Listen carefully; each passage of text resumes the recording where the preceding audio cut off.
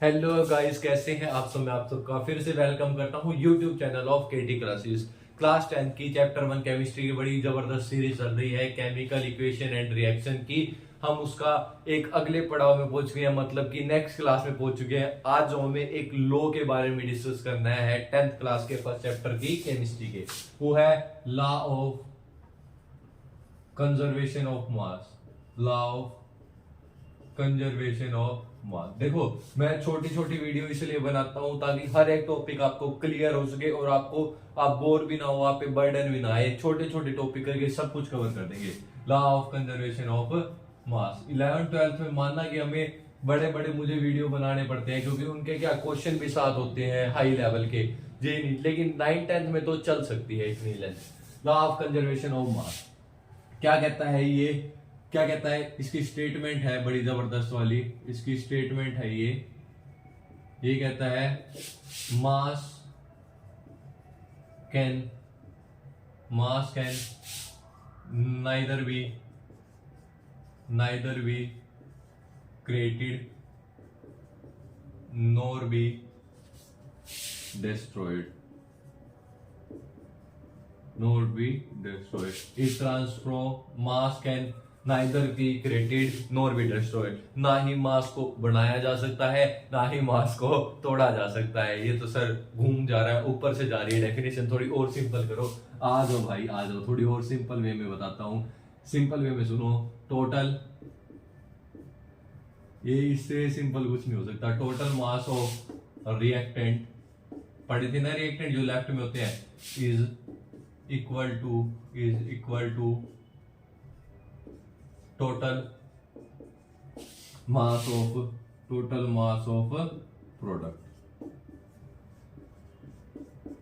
Total mass of reactant is equal to total mass of product. ये भी कौन कहता है? Law of conservation of mass. एक और छोटे फॉर्म में ऐसे भी लिखा जा सकता है, इसको सिंप्लीफाई करने के लिए, सॉल्यूशन ढूंढने के लिए, टोटल नंबर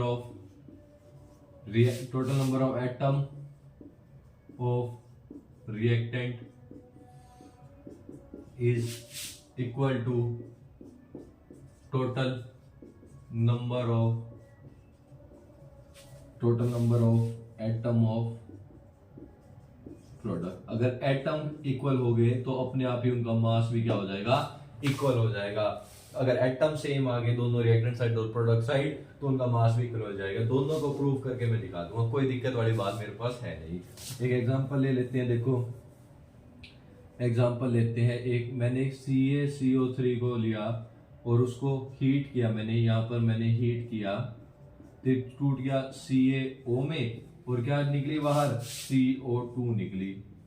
अब देखो, दोनों को बैलेंस कर, मतलब मास देखते हैं। कैल्शियम का मास होता है, यहाँ मास लिख रहा हूं मैं याद नहीं है तो यहाँ देखो, कैल्शियम का मास होता है 40, वैसे आपको होना चाहिए याद। कार्बन का होता है 12, ऑक्सीजन का होता है 16, AMU और किसी की जरूरत हमें पड़ेगी नहीं। देखो, कैल्शियम का 40 है, प्लस में कार्बन का 12 है, ऐसे ऐड करना है सबको, एक कैल्शियम एक कार्बन। ऑक्सीजन का एक का 16, 3 है तो 3 से इसको मल्टीप्लाई कर देता हूँ। ये मेरा आ गया किसका? रिएक्टेंट साइड का। अब प्रोडक्ट में देखो, पहले कैल्शियम है तो 40 प्लस में 16, उसके बाद कार्बन है तो 12, ऑक्सीजन है तो 16 मल्टीप्लाई में 2। ये देखो, इनको ऐड करोगे आप, कितना आ जाएगा? 40 प्लस में 12 प्लस में 16, 3 + 48 होता है शायद से, हाँ 48 ही होता है। ऐड करेंगे तो कितना आ गया? 0 1 4 4 100 आ चुका है क्या? 100 आया होगा आपका भी। ये तो मेरा आ गया जी 100 AMU। क्या मेरा ये 100 आ रहा है? क्या मेरा ये 100 आ रहा है? देखते हैं। 40 प्लस में 16 प्लस में 12 प्लस में 32। अरे सर, केमिस्ट्री इतनी आसान थी। 4 5 6 7 100। यस, ये भी मेरा 100 आ रहा है। इसका मतलब मास ऑफ रिएक्टेंट किसके इक्वल आ गया? मास ऑफ प्रोडक्ट के। इसका मतलब यहाँ पे क्या हो रहा है? Law of conservation of mass follow हो रहा है। यहाँ पे क्या लग रहा है? Law of conservation of mass. Law of conservation of mass. एक और एग्जांपल, एटम देखो। अब इस वाले से देखो, नंबर ऑफ एटम गिनो। कैल्शियम के कितने एटम है? एक एटम। कार्बन भी एक है। देखो मैं एटम गिनना सिखाता हूँ आपको, एटम से सिखाता हूँ। ये रफ कर दूं? ठीक है, रफ कर दिया मैंने, ये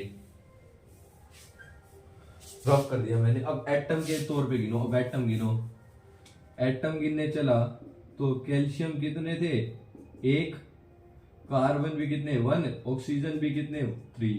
कैल्शियम एक, कार्बन एक, ऑक्सीजन 3। यहाँ पे देखो कैल्शियम एक, ऑक्सीजन 1 प्लस में ये वाली ऑक्सीजन भी काउंट होगी 2, टोटल होगी 3। कार्बन एक, ये देखो कैल्शियम एक, यहाँ पे भी कैल्शियम एक, कार्बन एक, यहाँ कार्बन एक, ऑक्सीजन 3 तो यहाँ ऑक्सीजन 3। इसका मतलब एटम भी दोनों साइड सेम है। जितने नंबर ऑफ एटम रिएक्टेंट में है उतने नंबर ऑफ एटम प्रोडक्ट में। अगर ऐसा है तो law of conservation of mass follow हो रहा है। दोनों तरीके से हमने समझ लिया।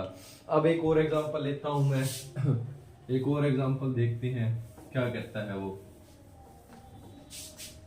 मैं लेता हूं मैग्नीशियम वाला एग्जांपल। Mg प्लस में O2 चेंजेस इनटू MgO। देखो ये रिएक्शन है। मैग्नीशियम का मास होता है 24, ऑक्सीजन का होता है G16। तो मैग्नीशियम का 24 प्लस में 16 मल्टीप्लाई में 2, यही होना चाहिए। यहाँ पे मैग्नीशियम 24 प्लस में 16, यहाँ का मास देखोगे तो कितना है? 32 प्लस में 24 65 56 AMU। यहाँ पे कितना आ रहा है? 40 AMU। ये तो क्या हो गया?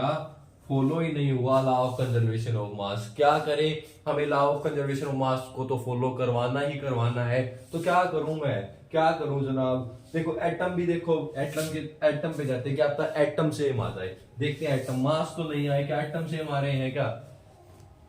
अगर यहाँ पे मैं मैग्नीशियम करूं तो यहाँ पे एक, ऑक्सीजन करूं तो यहाँ पे 2, यहाँ पे मैग्नीशियम करूं तो यहाँ पर 1, ऑक्सीजन करो तो 1। एटम ही सेम नहीं आ रहे तो मास खाएगा सेम। मैग्नीशियम तो मैग्नीशियम बराबर है, लेकिन ऑक्सीजन यहाँ 2 होगी, यहाँ 1 होगी। ओ नो, इसी की वजह से मेरा मास सेम नहीं आ रहा। तो मुझे अगर मास को सेम करना है, लॉ ऑफ कंजर्वेशन को फॉलो करवाना है, तो इन एटम को इक्वल करना पड़ेगा। और इसी एटम को इक्वल करने के लिए क्या? बैलेंसिंग आती है। मेथड क्या है? बैलेंसिंग। अगर हमें एटम को इक्वल करना है वो आती है बैलेंसिंग के अंदर। बैलेंस करना पड़ेगा हमें, तब अपने आप वो लॉ ऑफ कंजर्वेशन ऑफ मास को फॉलो करने लग जाएगा। तो बैलेंसिंग के लिए मिलते हैं आपसे अगली क्लास में।